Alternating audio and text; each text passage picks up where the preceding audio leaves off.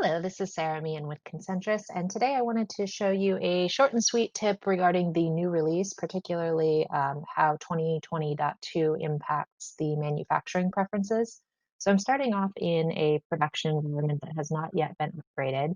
And what you'll notice is if I come to Setup, I don't have a manufacturing option, and that's because all of my manufacturing preferences actually live under Accounting and Accounting Preferences.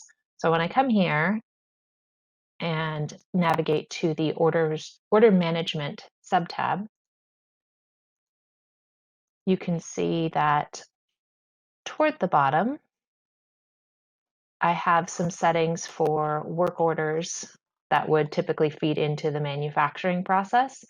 And I also have on some other tabs columns related to or settings related to accounting preferences and things like that that tie into manufacturing.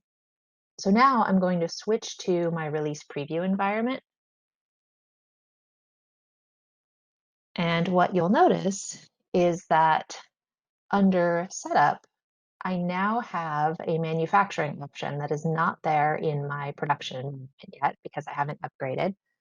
So Setup, Manufacturing, so this was not there, and now Manufacturing Preferences. And this moves a bunch of the preferences that were previously under Accounting into its own separate tab to make it a lot more streamlined to make manufacturing preference changes. So hopefully you found that helpful. Thank you so much for watching. Take care.